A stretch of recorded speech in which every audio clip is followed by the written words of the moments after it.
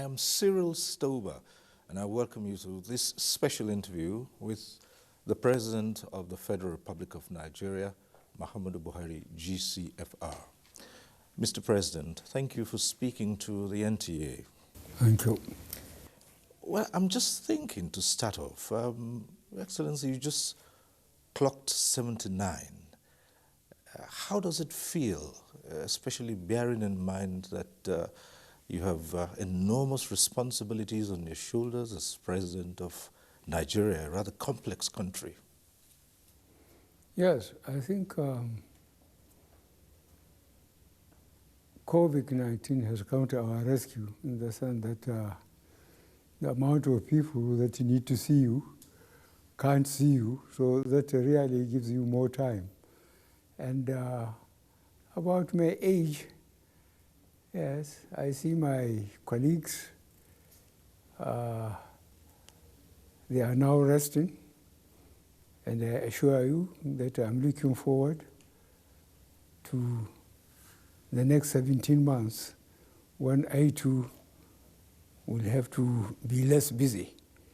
The age is telling on me. Working now for 6, 7, 8 hours a day, flat in the office, is no joke. The questions of executive council, memos from as many states as possible to be considered virtually every week. So really it is it's a lot of hard work. But as I said, I ask for it and I cannot complain.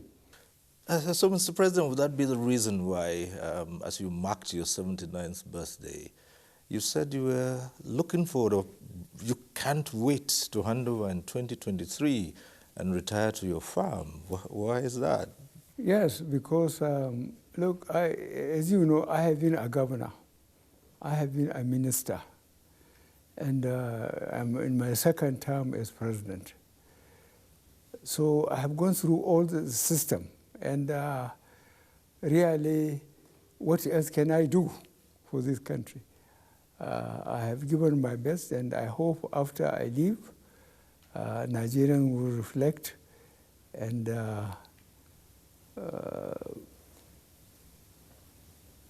at least not show appreciation. I'm not expecting any appreciation, but what I'm expecting is for Nigerians to say, yes, this man has done his best.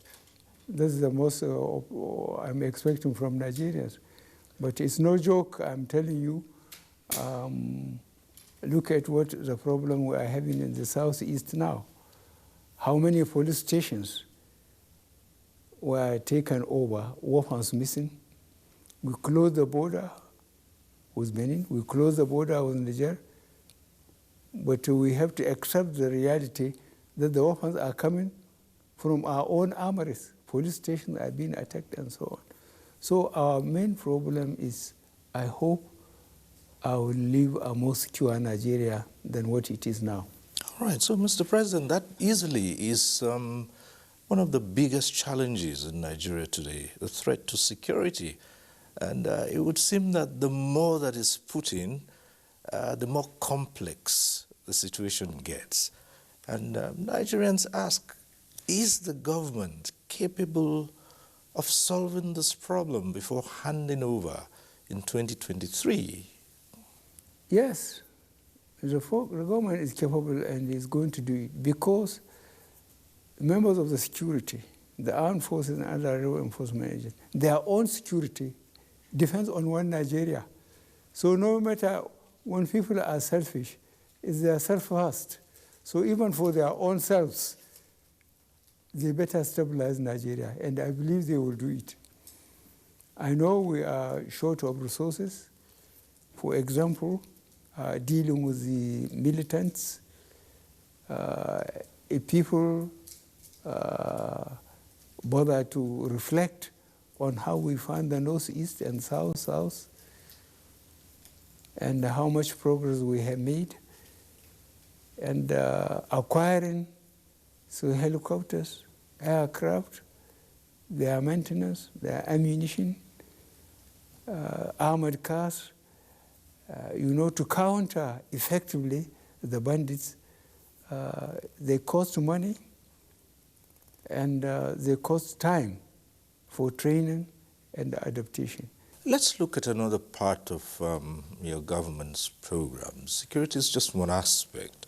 The fight against corruption, you spoke a lot about that when you were coming into office. Now, it would seem that with the coming on board of new headship of the EFCC, the fight against corruption has been revamped. How would you rate it for now? Well, the problem of corruption is a continuous one for a developing country like Nigeria. People have to accept living within their means. As long as people try to live outside their means, so long as corruption will be with us. And the best way is firmness by departments, by ministries, and especially by states. Now look at the local governments. The local government in this country, the third tier of government, are getting less and less effective.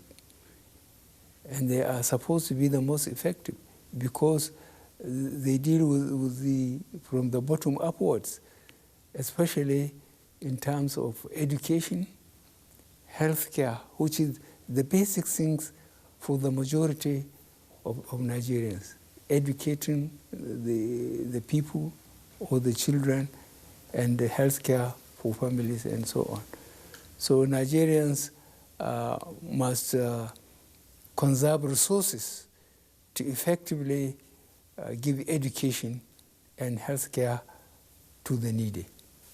It is assumed in certain quarters that many high-profile politicians who are either been investigated or who have been prosecuted for corrupt practices defect to the governing APC with the hope that it might provide them a soft landing. What do you say about that? No, I don't like to accept that joining our party will check our insistence on accountability. We are very serious that people will aspire to lead at whatever level by their performance, by their integrity, both professional and personal. And but the problem is that we have to work within the system. Even if you suspect individuals, unless there is evidence, there isn't much you can do. So really, it's the system that makes it possible for some people really to even be corrupt. So you'd say to them that even if they join your party, it does not mean that they will go scot-free if they are found wanting. They can't. Nobody can go scot-free as far as I'm concerned. As far as I'm concerned. Imagine what the opposition could do to me if there is something along my record. A lot of confusion could have been caused. But luckily, I think we try to occupy offices with integrity. And that is the best thing for Nigerian leadership at all levels. Behave with integrity. If that is done, we'll achieve better results. If that is not done, a lot of time will be wasted in talking and quarreling and a lot of noise. Mr. President, let's come to the 2022 budget, which you have signed into law. The figure that was returned to you by the National Assembly was higher than what you proposed. First part of my question is, it's seen as if this is going to cause some disagreement between the executive and the National Assembly, the legislature, for having increased what you sent to them. Can you tell us about that? That is this causing a quarrel between the executive and the legislature? Well, luckily for us, when I say us, I say this government, we have, our party has a majority in both houses, both Senate and House of Representatives. I think it's understandable that committee leaders, at least, they insist that their constituency must see them to be effective by taking a project to them at whoever's expense. But we looked at the thing globally, Nigerian project. For example, we are trying to get the infrastructure, the roads, the rail, power. Now, if we move a lot of resources towards, it will be certainly at the expense of some maybe village road or something, where people will go to the marketplace and so on.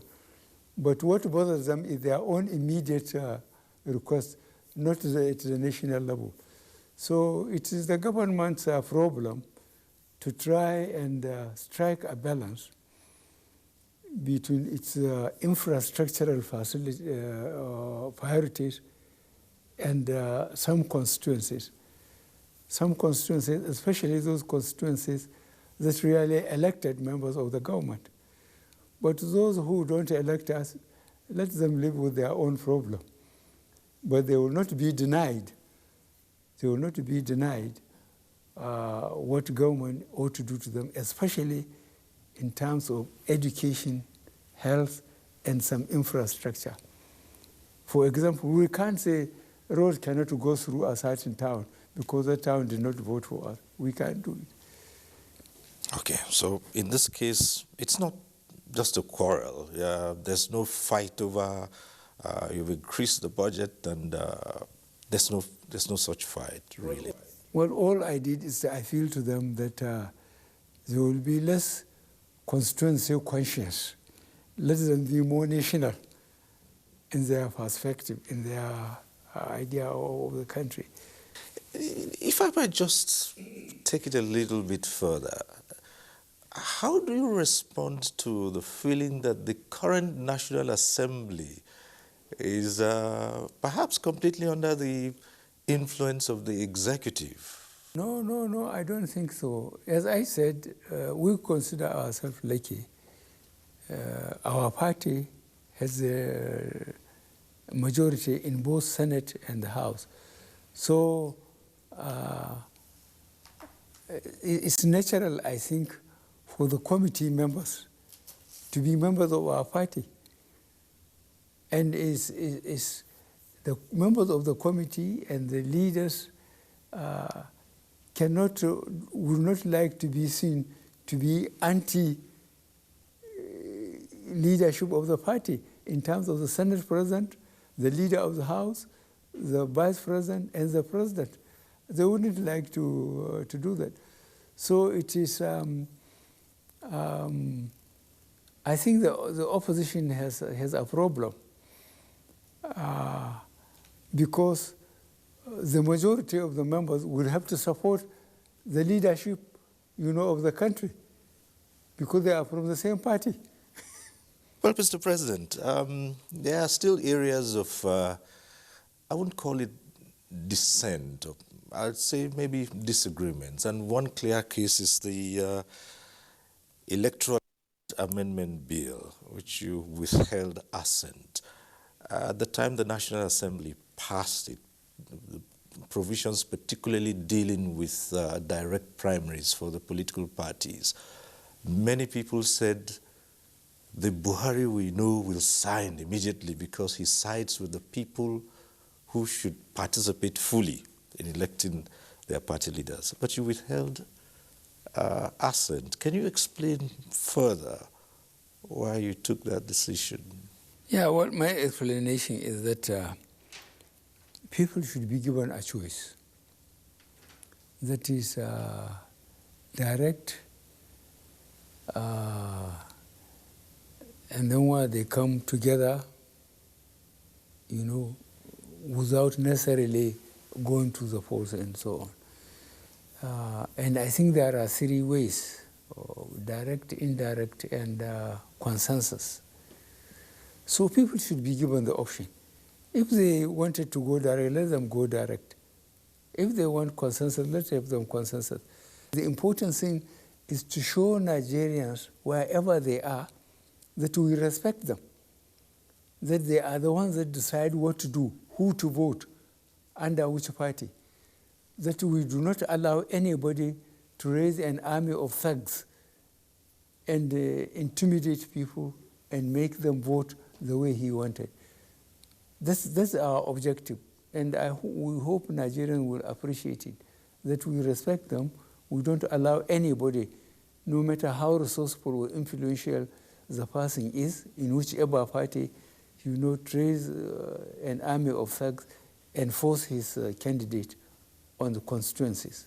Well, but some think that with direct primaries not being held, then maybe some big politicians, particularly governors of states, will hijack the process and determine who goes.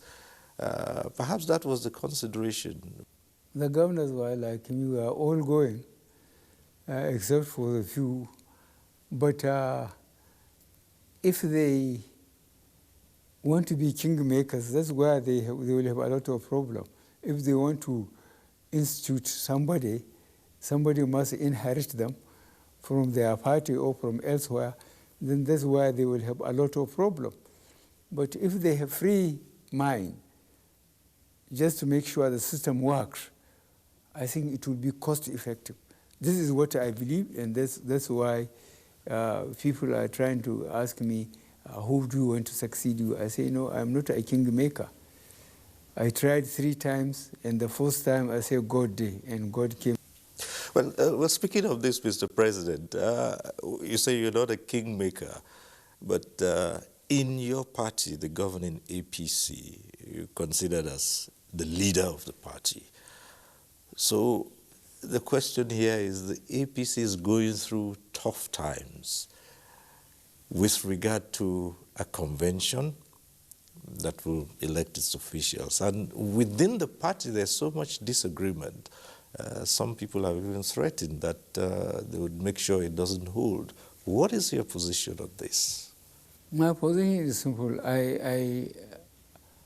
I think I succeeded in trying to get my position understood, in the sense that I said we start from bottom upwards, from polling unit to ward, to local government, to state, and then to Abuja. So that the party, because I'm concerned about my party, the party in all constituencies, they will know that and their position coming up. And therefore, when they come to Abuja, they are likely to work together. There is no saying that there is no kingmaker from Abuja, take this. No constituency is being dictated upon. All constituencies are supposed to produce their leadership in our party. What other parties do is their own business. But we want to make sure that our party members understand that they are respected, no matter from polling unit, from ward to polling unit, or polling unit to ward, to local government, to state, and after Abuja. So those who want to be elected at any level, let them work for it. Nobody is going to appoint anybody. You see the current issues will be resolved and the convention will still go ahead? Well, time, we have time frame. We have to work because the 4-year cycle is constitutional. It cannot be interfered by anybody. So if the party couldn't agree, then the opposition can take over. What did the PDP do?